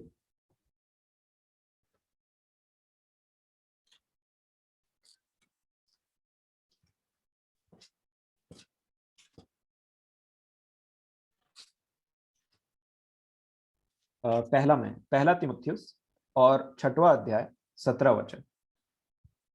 पहला तीमुथियुस 6वां अध्याय 17 वचन। देखिए यहाँ पे एक बात लिखी गई है जो मैं हमेशा याद रखता हूं। पौलुस ने तीमुथियुस को कहा, इस संसार के धनवानों को आज्ञा दे। इस संसार के धनवानों को, शब्दों पे ध्यान दीजिएगा, धनवान नहीं कहा। इस संसार में जो धनवान, जिनको प्रभु ने धन दिया, इस संसार के धनवानों को आज्ञा दे कि वे अभिमानी ना हो, पहली बात। दूसरा, और चंचल धन पर, देखिए कैसे लिखा है, चंचल धन, कभी इधर तो कभी उधर, चंचल धन पर आशा न रखें, परंतु परमेश्वर पर जो हमारे सुख के लिए सब कुछ बहुतायत से देता है ना। इंग्लिश में लिखा है एवरीथिंग टू एंजॉय। परमेश्वर पिता सिर्फ हमको उतना ही देते कि जितना हमको जरूरत पड़ता है। इवन एक समय के बाद में वो हमको इतना देने लग जाते हैं जिसको हम एंजॉय भी करते हैं। ऐसा नहीं है कि हमने जितना पैसा हमको मिलता है, सैलरी जितनी आती है उससे घर चला और उसके बाद में पैसा खत्म हो गया। कुछ पैसा हम सेव भी कर पाते हैं और कुछ पैसे से आप एंजॉय कर पाते हैं। कभी बाहर खाने के लिए जाते हैं, कभी बाहर से खाना मंगा लिया, कभी कुछ एक्स्ट्रा कपड़े खरीद लिए, कभी घर में कुछ सजाने के लिए। ये क्या है? ये चीजें हैं एंजॉय करने के लिए। इंग्लिश में ऐसा लिखा हुआ है, बहुतायत से देता है, लिखा है हिंदी में। 18 वचन में क्या लिखा है? वे भलाई करें और भले कामों में धनी बने। सिर्फ पैसे से धनी धनी ना बने, भलाई करें और भले कामों में धनी बने और उदार और सहायता देने में तत्पर हो। और ये क्या करेगा पता है? कुरनेलियुस के समान 19 वचन में लिखा है, और आगे के लिए एक अच्छी नींव डाल रखें कि सच्चे जीवन को वश में कर लें। ये उनका काम है। मेरी हमेशा से इच्छा है कि अगर प्रभु मुझे उस तरीके से बढ़ाएं कि मेरे पास में, अगर उन्होंने मुझे उन चीज़ों से आशीषित किया कि मान लीजिए पैसे आ गए हैं, तो मैं हमेशा से इच्छा है मेरी कि जो एक्स्ट्रा पैसे मिलेंगे उनको निकाल करके मैं किसी का एजुकेशन, तो किसी को कुछ चीज़ों की ज़रूरत है। मैं हमेशा से यही, आपको अपना परिवार जानकर के ये बात शेयर कर रहा हूँ कि हमेशा से मेरे मन में यही इच्छा है कि जब कभी भी मेरी सैलरी बढ़े या आगे इंक्रीमेंट हो या जो भी जैसा हो, जो पोजीशन में मैं अभी जी रहा हूँ उसमें मेरा कुछ लिविंग स्टैंडर्ड बहुत ज्यादा एकदम से ना बढ़ जाए, परंतु उसी लिविंग स्टैंडर्ड को मैं कंटिन्यू करूं और जितने एक्स्ट्रा पैसा मुझे मिलते हैं उसको बचा करके रखूं कि कभी कोई व्यक्ति बोले कि आज मुझे इस चीज की जरूरत है तो जरूर उन चीजों को मैं उनके साथ में बांट सकूं। और मैं समझता हूं मेरे प्रियो कि हमें अपने लिविंग स्टैंडर्ड को ज्यादा बढ़ाने के ऊपर हमें फोकस नहीं करना चाहिए, और इस बात के लिए कोशिश करनी चाहिए कि कितना हम सिंपल तरीके से लाइफ जिएं ताकि हमारे रिक्वायरमेंट भी कम हो, और जब कभी भी हमें किसी चीज की, हमें किसी व्यक्ति को किसी चीज की आवश्यकता हो तो हम देने के लिए उसमें आगे रहें। प्रकाशित वाक्य की पुस्तक 18 अध्याय और 11 वचन। अब देखिए, ये जो वैश्या है, इसके अंदर में क्या क्या पाया जाता है। ये सिर्फ वैश्या बोलने से कोई एक स्त्री नहीं है, ये पूरा बड़ा सा अम्ब्रेला वाला कैटेगरी है, समझ लीजिए एक अम्ब्रेला वर्ड है जिसके अंदर सब आ जाते हैं। और यहाँ लिखा है 11 वचन में 18 के 11 में प्रकाशित वाक्य, पृथ्वी के व्यापारी उसके लिए रोएंगे और कल्पेंगे, क्योंकि अब कोई उनका माल मोल ना लेगा। और क्या क्या चीज है ध्यान से देखेंगे, 12 वचन में क्या लिखा, अर्थात सोना, चांदी, रत्न, मोती और मलमल और बैंजनी, रेशमी और लाल रंग के कपड़े और हर प्रकार का सुगंधित काठ और हाथी दांत की हर प्रकार की वस्तुएं और बहुमूल्य काठ और पीतल और लोहे और संगमरमर की सब भांति की वस्तुएं और दालचीनी, मसाले, धूप, इत्र, लोबान, मदिरा, तेल, मैदा, गेहूं, गाय, क्षमा करेंगे, बैल, भेड़, बकरियां, घोड़े, रथ और दास और मनुष्यों के प्राण, ये सारी बातें उस वैश्या के अंदर में आती हैं।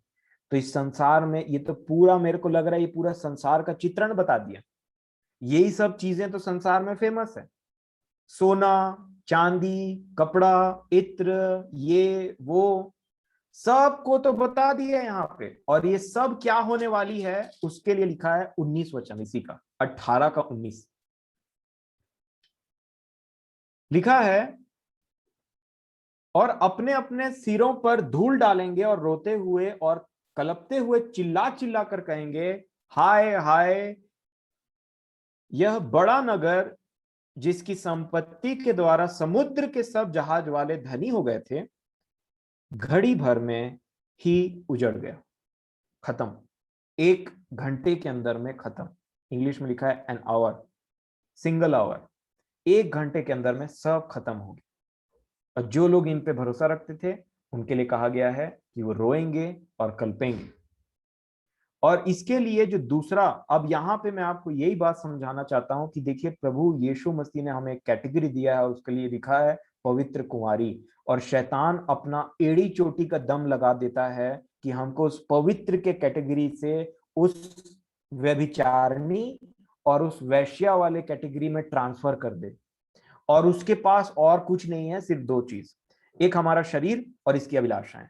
शरीर है तो अभिलाषाएं करने, अभिलाषा होने के लिए क्या होना चाहिए, इस संसार को इतना ज्यादा चकाचौंध बना दो कि इसके अंदर में हर चीज के लिए अभिलाषा उत्पन्न हो जाए, ये ऐसा होना चाहिए, वो ऐसा होना चाहिए, ऐसा होना चाहिए।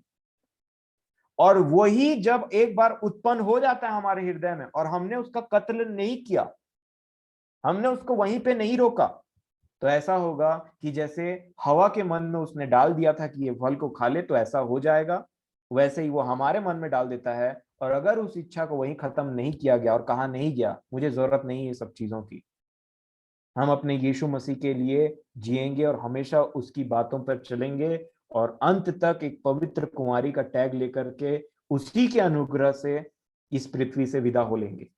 अगर इस तरीके की चौकसी का जीवन नहीं जिया गया तो जिस तरीके से आदम बहक गई थी, सॉरी, जिस तरीके से हवा बहक गई थी, उसी तरीके से आज के डेट में जो कलीसिया है, जो दुल्हन है मसीह यीशु की, उसके ऊपर में उसका पूरा टारगेट है। और मैं समझता हूं इस बड़े टारगेट को छोड़ करके उसके उसके लिए आज के डेट में कोई बड़ा टारगेट नहीं है। पौलुस इसीलिए बोलते हैं, मैंने एक ही पुरुष से तुम्हारी बात चलाई है ताकि पवित्र कुंवारी के समान तुम्हें उसे सौंप दूं, परंतु मैं डरता हूं, परंतु मैं डरता हूं। क्यों? क्योंकि शैतान दिन रात इस ताक में रहता है कि कब उस पवित्रता को मैं हटाऊं और कब इनको उस वैश्या की कैटेगरी में डाल दूं और इनको पता तक न चले। और इसीलिए होशे नबी की पुस्तक आप पढ़िए, कंटिन्यू करिए। अभी हमारा विषय खत्म नहीं हुआ, ये एक्चुअल में बहुत बड़ा विषय है, इसीलिए मैं इसमें हड़बड़ी नहीं करना चाहता। परंतु आप यीशु मसीह के जीवन में ध्यान देंगे मेरे प्रियो, तो क्या लिखा है यीशु मसीह, आप देखिए यीशु मसीह ने सामरी स्त्री को, है ना, सामरी स्त्री को अपनाया एक तरीके से, वो उनके पास में पहुंचे, उनको जीवन के जल के बारे में ऑफर किया। यीशु मसीह ने एक वैश्या को जो अपने बाल से उनके पैरों को पोंछ रही थी, बाल को खोलना उतना टाइम में एक वुमेन के लिए बहुत ही डिस्ग्रेस की बात बोली जाती थी, बहुत ही खराब बात। जैसे बाल बांध करके रखते हैं ना, उसको खोल करके घूमना या तो फिर कुछ करना, वो वैश्याओं का काम था, क्योंकि वो उनका रिझाने का तरीका ही वैसा होता था। तो इसीलिए जब वो लेडी अंदर आई थी तो लोग समझ गए थे कि ये तो वैश्या है। अगर ये मसीह होता, ये तो कोई ऐसा पुरुष होता जिसमें कोई ताकत रहता, तो ये जान जाता कि ये कैसी स्त्री है। तो वो स्त्री जब पैर को पोंछती है और चूमती है तो यीशु मसीह उसे ग्रहण करते।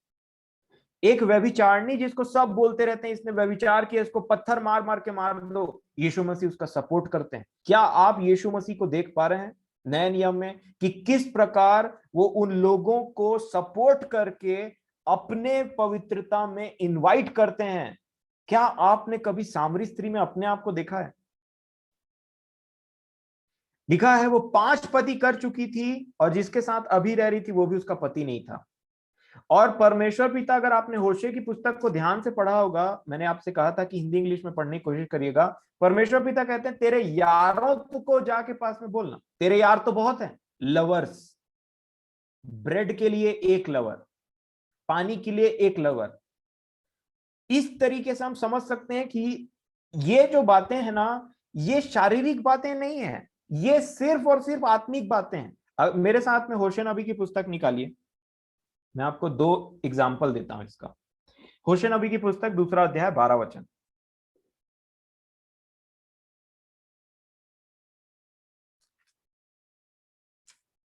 दूसरा और 5 से मैं पढ़ देता हूं ताकि आज का जो कॉन्सेप्ट है वो लिंक हो जाए। वहां पे भी हमने देखा है चीजों के लिए वो उसको वैश्या कहा गया है। और देखिए क्या होता है, वैश्या का जो एक कैरेक्टरिस्टिक होता है, वो पैसे के लिए या किसी चीज के लिए अपने आप को बेच देती। और वही कॉन्सेप्ट को यहां पे समझने की जरूरत है। 2:5 होशे, परमेश्वर पिता बोल रहे हैं। लिखा है उनकी माता ने छिनाला किया है जिसके गर्भ में वे पड़े हैं। उसने लज्जा के योग्य काम किया। उसने कहा मेरे यार, इसमें सिर्फ यार लिखा है, इंग्लिश में लिखा है लवर्स। यार सिंगुलर है, और जो लवर्स बोल रहा है वो एक से ज्यादा है। और यहां पे लिखा है मेरे यार जो मुझे रोटी पानी ऊन सन तेल और मद्य देते हैं, मैं उन्हीं के पीछे चलूंगी। और वो वैश्या के लिए क्या लिखा है, ये सब, ये जो जितने भी मटेरियल है ना, वो वैश्या को दर्शाता है। और इसीलिए इनको वैश्या कहा गया, इसीलिए लिखा है इजराइल को छिनाला कहा गया, छिनाल कहा गया, वैश्या कहा गया। और इसीलिए इसका मैं आगे आपको समझा देता हूं। 12 वचन देखिए इसी का, 2:12, यहां पे लिखा है एक्चुअल ठीक वर्ड। लिखा है मैं उसकी दाख लताओं और अंजीर के वृक्षों को, जिनके विषय वह कहती है कि यह मेरे छिनाले की प्राप्ति है, जिसे मेरे यारों ने मुझे दी है। देखिए अब लिखा है यहां पे, मेरे यारों ने मुझे दी है, उन्हें ऐसा उजाड़ूंगा कि वे जंगल से हो जाएंगे और वन पशु उन्हें चर डालेंगे। 13 वचन भी देखिए यहां पे भी, वे दिन जिनमें वह बाल देवताओं के लिए धूप जलाती और नथ और हार पहने अपने यारों के पीछे जाती। यारों, लवर्स। और जो स्त्री अपने पति को छोड़ करके दूसरे लोगों के पीछे में जाती, उसी को तो छिनाला कहते हैं, छिनाल कहते हैं, उसी को तो वैश्या कहते हैं। और यहां पे ये क्या है, ये कोई आदमी नहीं है, ये चीजें हैं जिसके पीछे वो भाग रही है। वैसे यह संसार में चीजें हैं जिसके पीछे मनुष्य भाग रहा है, जिसके पीछे मसीह के लोग भाग रहे हैं। और इसी विषय में यीशु मसीह कहते हैं तूने अपना पहला का सा प्रेम छोड़ दिया है, तूने अपना पहला का सा प्रेम छोड़ दिया है। जिस प्रकार परमेश्वर पिता को पुराने नियम में इजराइलियों से प्रॉब्लम था और उन्होंने कहा कि मुझे तेरा पहले का सब प्रेम याद आता है, आप देखेंगे यहाँ पे मुझे ये बहुत बहुत अच्छा लगता है। ये एक समझ लीजिए एक लव स्टोरी के समान में है, कि जहां पे हमारा परमेश्वर पिता इतना ईमानदार पति के समान में है और उसकी स्त्री बार बार बार बार, और वैसे ही यीशु मसीह हमारा ईमानदार एक पति के समान में है। और हम आज कहाँ स्टैंड करते हैं मेरे प्रियो। और यहाँ पे 15 वचन को देखिए, मेरा सच में ये बातें मुझे बहुत ज्यादा इफेक्टिव लगती। परमेश्वर पिता बोलते हैं वही मैं उसको दाख की बारियां दूंगा। अच्छा 14 वचन को पढ़ेंगे तो क्या लिखा है, इसलिए देखो मैं उसे मोहित करके, अब मैं उसको क्या करूंगा, मोहित करूंगा। ये जो दूसरे के पीछे भाग रही है ना, अब मैं ऐसा कुछ करूंगा कि ये मेरे पीछे मोहित हो जाए। एल्यूर लिखा है एक शब्द, आप देख सकते हैं। मान लीजिए एक पति है, उसकी पत्नी जो है किसी और आदमी के पीछे भाग रही है, तो वो व्यक्ति अब बोल रहा है मैं इतना अटेंशन उसको सीख करूंगा, मतलब मेरा जो अटेंशन है मैं कुछ ऐसा करूंगा कि वो मेरे से इतना अट्रैक्टिव हो जाए। और परमेश्वर पिता बोलते हैं इसलिए देखो मैं उसे मोहित करके जंगल में ले जाऊंगा और वहां उसे शांति की बातें कहूंगा, वही मैं उसको दाख की बारियां दूंगा और आकोर की तराई की आशा का द्वार कर दूंगा, और वहां वह मुझसे ऐसी बातें कहेगी जैसी अपने अपनी जवानी के दिनों में अर्थात मिस्र देश से चले आने के समय कहती थी। अब मिस्र देश के से चले आते के टाइम में जो इजरायलियों ने जो वो प्रशंसा की थी ना, निर्गमन 15 वाले, वो परमेश्वर पिता भूले नहीं। आप देख सकते हैं। और वो इसी को अगर आप दूसरे शब्दों में अगर मैं नए नियम में बोलना चाहूं तो यीशु मसीह क्या बोलते हैं पता है? तूने अपना पहला का सा प्रेम छोड़ दिया है। और यहाँ पे भी अगर आप देखेंगे तो वो उसी का सिनोनिम है जो परमेश्वर पिता बोल रहे हैं। वो बोल रहे हैं मुझे तेरा पहला का सा प्रेम स्मरण आता है, जब तू इजिप्ट से निकली थी, जब तू मिस्र से निकली थी ना, और कैसे तुम लोग ताली बजा बजा करके मेरी प्रशंसा कर रहे थे, मुझे वो स्मरण आता है। और इसी बात को मुझे और आपको समझना है मेरे प्रियो। इसके बाद में मैं आपको एक और चीज के बारे में आज करना चाहूंगा, नहीं तो कल बहुत लेट हो जाएगा, अभी थोड़ा समय बाकी है। और वो है, वो जो स्त्री है, वो जो वैश्या है ना, उसके विषय में एक बात लिखी है कि वो मतवाली होती है और उसके वस्त्र दो कलर के हैं, दो रंगी वस्त्र, एक है बैंजनी और एक है लाल। लाल का मतलब क्या देखा हमने? वो मसीह यीशु के संतों के लहू को पी करके मतवाली हो गई। मसीह यीशु के संतों को पी करके मतवाली हो जाना और व्यभिचार और इस संसार का क्या कनेक्शन? आपको एक एग्जांपल देता हूं। यहां पे याकूब की पत्री में क्या लिखा? तुम मांगते हो मिलता नहीं है, और नहीं मिलता है तो मर्डर कर देते हो, हत्या कर देते हो। आप प्रेरितों के काम को पढ़े होंगे तो आपको उसमें दो वाक्यान मैं याद दिलाना चाहता हूं। पहला ये, जब पौलुस ने उस भावी कहलाने वाली जो लड़की थी उसमें से वो दुष्टात्मा को निकाल दिया, है ना? तो जैसे ही दुष्टात्मा को निकाला, वो भावी कहने वाली जो स्त्री, जो लड़की थी, तो उसके जो मालिक थे वो पौलुस लोग को मरवाने और पिटवाने लग गए। दूसरा, एक बार और पौलुस ने क्या किया पता है? एक व्यक्ति था जो सोने चांदी की बहुत सारी मूर्ति बनाता था, और जैसे ही पौलुस लोग वहां पे गए और प्रचार किया मसीह यीशु का, सब लोगों ने अपनी मूर्ति को उठा करके फेंक दिया, और अब खरीदने वाले नहीं हो। तो क्या हुआ? बिजनेस में अफेक्ट हुआ। उसके वजह से वो व्यक्ति ने पौलुस को और उसके साथियों को पिटवाया। वो तो अच्छा हुआ मर्डर नहीं किया, नहीं तो मर्डर कर देते। तो किसके चलते हुआ? संसार की वस्तुओं के लिए, चीजों के लिए, पैसों के लिए, संपत्ति के लिए क्या कर मरवा दिया। उसका बदला लिया जाएगा। और सोचिए, यीशु मसीह को जिन लोगों ने मारा अपनी इज्जत के लिए, उनके चेलों को जिन लोगों ने हत्या किया, वो सब उस वैश्या के कैटेगरी में आते हैं। और अगर मैं और आप उस पवित्रता में नहीं जीते हैं जिसके लिए बाइबल हमको बोलती है, तो हम भी यीशु मसीह के खून और उनके चेलों के खून के भागीदारी हो गए। हमने ही हत्या कर डाला उसमें, हम अब ऑटोमेटिकली हम उसमें जुड़ जाएंगे, क्योंकि मैंने आपसे एक ही बात कहा, या तो पवित्र कुंवारी के समान हम रह सकते हैं, और या तो वैश्या के समान में। तीसरा कैटेगरी है ही नहीं, यकीन मानिए। और पैर इधर से थोड़ा ऐसे फिसला और बोले अरे गलती हो गई, चले गए वैश्या वाली कैटेगरी में। और इसीलिए इस बातों को समझना इतना जरूरी है, और इसीलिए होशे नबी की पुस्तक सिर्फ वैश्या, छिनाला ऐसे ही शब्दों से भरा है, लेकिन लास्ट में होप भी है, लास्ट में आशा भी है। और अब हम देखेंगे जो दूसरी बात है वो है मतवालापन। पौलुस बोलते हैं, इफिसियों की पत्री अगर आप निकालेंगे 5 अध्याय और 18 वचन, ये शराब के साथ में आप कंफ्यूज मत हो जाइएगा। इसको, वो तो है ही, बट ये उससे कहीं बड़ा है। इस संसार का जो मतवालापन है ना, वो उससे कहीं बड़ा है। लिखा है इफिसियों की पत्री 5 अध्याय और 18 वचन में, वो कहते हैं, दाख रस से मतवाले ना बनो, क्योंकि इससे लुचपन होता है, पर आत्मा से परिपूर्ण होते जाओ। अब देखिए, वैश्या के लिए क्या लिखा है? अगर आप नीति वचन पढ़ने वाले हैं तो एक जगह ऐसा लिखा है, शायद 30 अध्याय में, कि घृणित घृणित औरत का, है ना, जो घृणित औरत है उसका ब्याह जाना लोगों से देखा नहीं जाता, है ना। और यहां पे लिखा है कि दाख रस से मतवाले न बनो।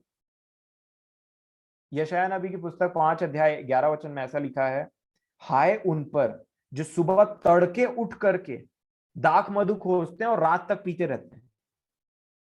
इसको मतलब क्या होता है आज के लिए हम क्या समझ सकते हैं? सुबह से उठकर रात तक सिर्फ संसारिकता चल रही है हमारे जीवन में। और इसी को हमको समझना है कि क्या हम इसमें पाए जाते हैं। हमारे बड़े बुजुर्ग बार बार बोले जाते हैं, आज दिन भर क्या चल रहा था दिमाग में, कहां ध्यान था।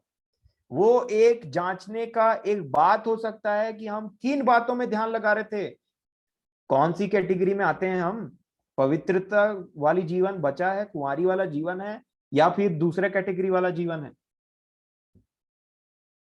यहां पे वो बोलते हैं दाख रस से मतवाले ना बनो क्योंकि इससे लुचपन होता है, पर आत्मा से परिपूर्ण होते जाओ।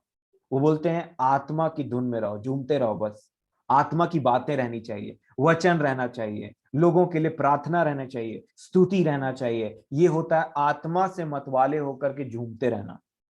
और ये जीवन है कि नहीं, इसी से पता चलेगा कि पवित्र आत्मा कार्य कर रहा है या नहीं।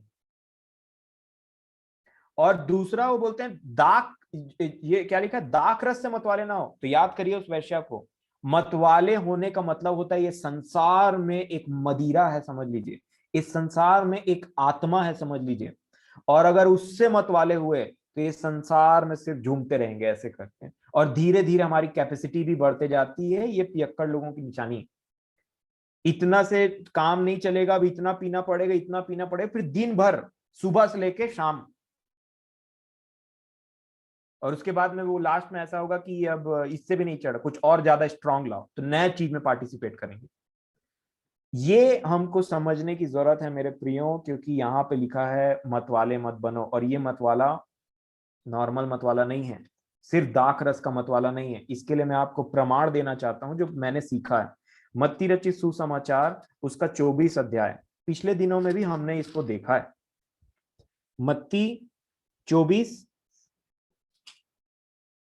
और 45, ये अंतिम दिनों की बातें हैं सारी, आप ध्यान दीजिएगा।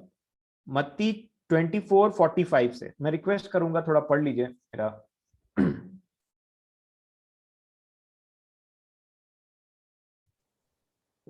सो वह विश्वास योग्य और बुद्धिमान दास कौन है, जिसे स्वामी ने अपने नौकर चाकरों पर सरदार ठहराया कि समय पर उन्हें भोजन दे। धन्य है वह दास जिसे उसका स्वामी आकर ऐसा ही करते पाए। मैं तुमसे सच कहता हूँ, वह उसे अपनी सारी संपत्ति पर सरदार ठहराएगा। परंतु यदि वह दुष्ट दास सोचने लगे कि मेरे स्वामी के आने में देर है, और अपने साथी दासों को पीटने लगे और पियक्कड़ों के साथ खाए पिए, जी, तो उस दास जी हुआ, धन्यवाद। पियक्कड़ों एक कैटेगरी है, पियक्कड़। और पियक्कड़ बोलने से इस पूरे संसार में जो लोग मतवाले रहते हैं, आप देखिए कई लोग से मिलेंगे तो वो सिर्फ संसार की बात करते रहते हैं, और इवन कई बार हम भी इन्वॉल्व हो जाते हैं, सिर्फ इसलिए कि कई बार वो हमारे अच्छे दोस्त हैं, हो सकता है कई बार वो परिवार के लोग हों।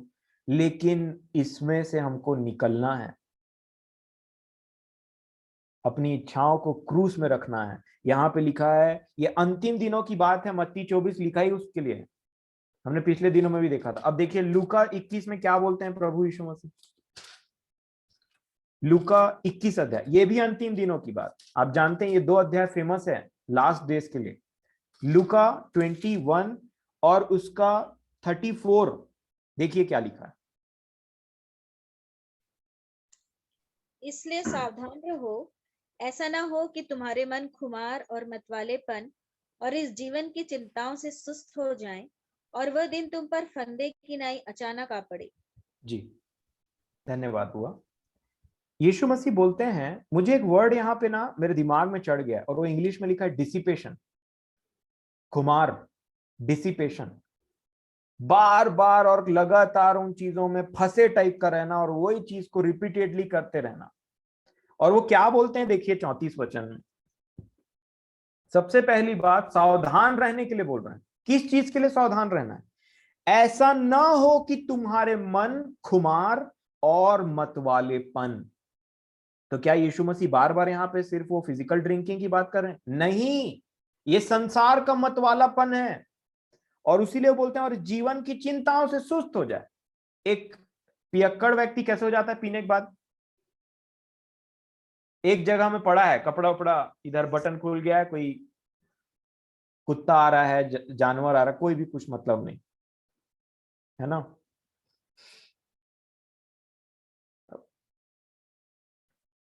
बरसात था कि कुत्ता था, कुछ पता नहीं उसको।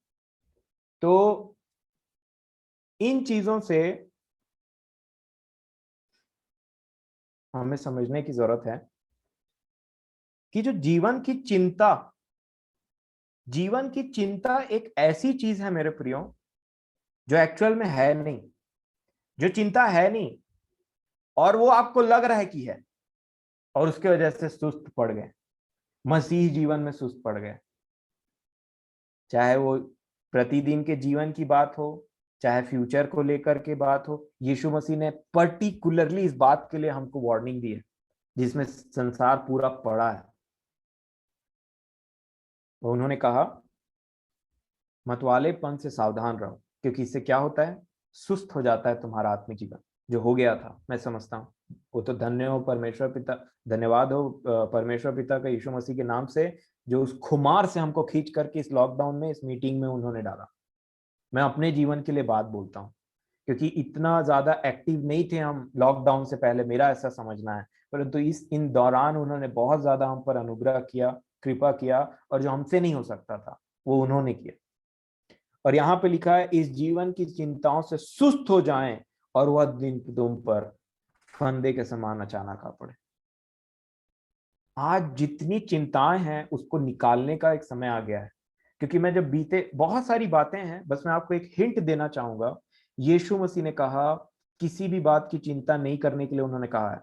उन्होंने कहा है कि तुम किस बात की चिंता करते हो? तुम में से कौन है जो एक दिन भी अपने एक घंटा भी अपने जीवन में बढ़ा ले? कौन अपने पके हुए बाल को काला कर सकता है? मतलब कौन समय को पहले पीछे कर सकता है? जब तुम एक छोटा से छोटा काम नहीं कर सकते तो चिंता क्यों करते हो? और उन्होंने चिंता को एक बहुत बड़ा पॉइंट बताया है, जिससे हमारा जीवन जो है ना, वो खुमारी में सुस्त हो जाएगा। इसी को बोलते हैं चिंता। कहाँ की? स्वर्ग की नहीं चिंता है, इस पृथ्वी की चिंता है। तो उसका वो चल रहा है, ला भाई थोड़ा और, ला भाई थोड़ा और, ये वाला भी चिंता कर लेते हैं, वो वाला भी चिंता कर लेते हैं। मैं समझता हूँ चिंता एक ऐसी चीज है ना, जो एक करोड़पति इंसान को भी भिखारी के समान सोचने में मजबूर कर देती।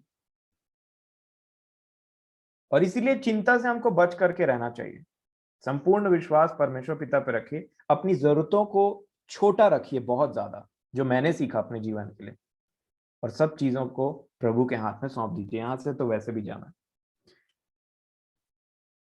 तो इन बातों से हमने देखा, और इससे हमको यही संदेश मिलता है, अब समय हो गया है, और इसीलिए मैं इन बातों को आगे कंटिन्यू कल करूंगा। और मैं आपसे निवेदन करूंगा कि आप पुस्तक को कंटिन्यू करें। और एक बात 18:4 प्रकाशित वाक्य को ध्यान से पढ़े मेरे प्रियो। लिखा है, हे मेरे लोगों, इसमें से निकल करके बाहर आ जाओ, क्योंकि ये नाश होने वाला है। ये आज का मैसेज होना चाहिए हमारे लिए। दूसरा, उस कुंवारी और वैश्या, इसमें हमको चुनाव करना है कि जो नाम, मैं आपको बता नहीं सकता कि ये शब्द मैं कैसे ले रहा हूं बार बार, मेरे को बोलने में भी अजीब लग रहा है, परंतु ये वचन है और इसको हमको एग्जैक्टली ऐसा लेना है, क्योंकि बाइबल हमको ऐसा ही सिखाती है। और इस वजह से हम देख सकते हैं कि जो वैश्या वाला टैग हमारे ऊपर में लग जाए तो कितना घृणा आएगी हमको, कितना घृणित महसूस करेंगे हम उन चीजों के लिए। और उसी चीज से हमको समझना है कि किस प्रकार हमको इस सारी चीजों से निकलना है मेरे प्रियो, और पवित्र वाला टैग खोने नहीं देना है। इसीलिए पौलुस बोलते हैं इन सब चीजों से निकलो, इन सारी मलिनताओं से निकलो, गुस्सा, बैर भाव, सब चीजों से निकलो, लालच और सब से निकलो, और पवित्र आत्मा को शोकित मत करो। जिसमें तुम्हें वो सील लगा हुआ है उस दिन के लिए, वही सील रहेगा, तब हमको एंट्री मिलेगी। अर्थात पवित्र आत्मा की वो जो सील है वो पवित्रता ही नहीं है।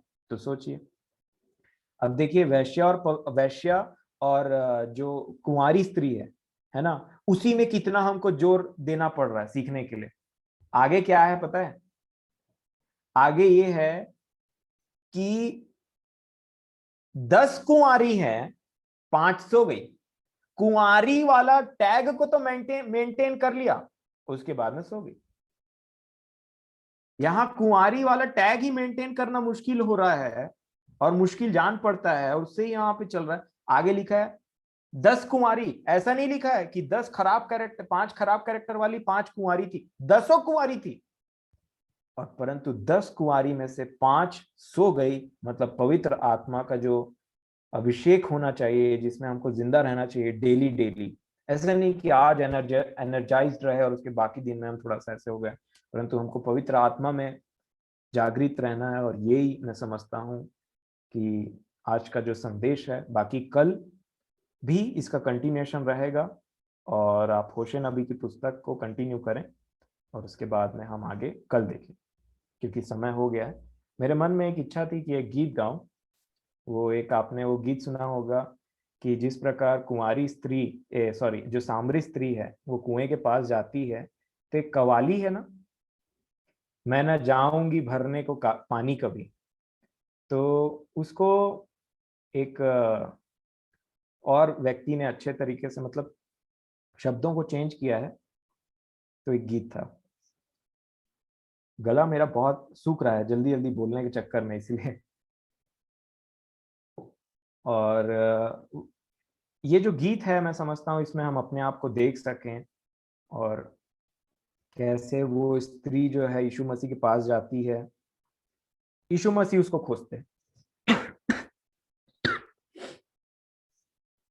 यीशु मसीह उसको खोजते हैं, और खोजने के बाद में उसको वो जीवन का जल ऑफर करते हैं।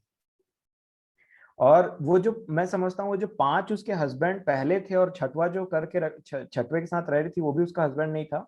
मैं समझता हूँ कि वो स्त्री जो है वो मतलब वो एक ऐसी कलीसिया है जो बहुत सारे 5-6 चीजों में इन्वॉल्व हो गई है, और कहीं ना कहीं वो पवित्रता को भूल बैठी है, अपने यीशु मसीह को भूल बैठी है। और वो जो 5 उसके पति हैं, जैसे यहाँ पे होशे नबी की पुस्तक में वो परमेश्वर पिता क्या बोलते हैं, तेरे यारों, तेरे लवर्स जो हैं, और वहां पे भी तो वही थे उनके केस में। तो मैं समझता हूँ कि उसमें आज हमको ध्यान देने की जरूरत है कि कहीं हमने अपने परमेश्वर पिता का जो प्रेम हमको करना चाहिए वो बढ़ तो नहीं गया है, जिसके वजह से यीशु मसीह बोलते हैं कि तूने अपना पहला का सा प्रेम खो दिया है। जब परमेश्वर पिता ने वहां कहा ना कि मतलब जो प्रेम, जो जो प्रेम था तेरा जब तू मिस्र से निकल करके आई थी, वो प्रेम मुझे वापस मिलने के लिए, वो जब वो उस चीज को खोजते हैं ना, तो मुझे प्रकाशित वाक्य में यीशु मसीह की बात आती है। उन सब बातों को हम कल देखेंगे, पर अगर आपकी इजाजत हो तो मैं ये गीत को गाना चाहूंगा। मैं न जाऊंगी, आ मैं न जाऊंगी, आ मैं न जाऊंगी भरने को पानी कभी, मैं न जाऊंगी भरने को पानी कभी। प्यास मन की बुझी दिल मेरा भर गया, प्यास मन की बुझी दिल मेरा भर गया। मैं न जाऊंगी भरने को पानी कभी, मैं न जाऊंगी भरने को पानी कभी। लोग कहते थे जीवन में कुछ भी नहीं, हर तरफ है अंधेरा मुश्किल कई। दर्द व गम से जुड़ा था ये नाता मेरा, सबसे ठोकर मिली कोई अपना नहीं। लोग कहते थे जीवन में कुछ भी नहीं, हर तरफ है अंधेरा मुश्किल कई। दर्द व गम से जुड़ा था ये नाता मेरा, सबसे ठोकर मिली कोई अपना नहीं। जब से पाया है जीवन के जल को तेरे, जब से पाया है जीवन के जल को तेरे, जिंदगी मिल गई, रोशनी मिल गई, जिंदगी मिल गई, रोशनी मिल गई। मैं न जाऊंगी भरने को पानी कभी, मैं न जाऊंगी भरने को पानी कभी। प्यास मन की बुझी दिल मेरा भर गया, प्यास मन की बुझी दिल मेरा भर गया। मैं न जाऊंगी भरने को पानी कभी। सबको जाकर बताऊं मैं क्या है मिला, आज छुपने न दूं हाल दिल ये मेरा।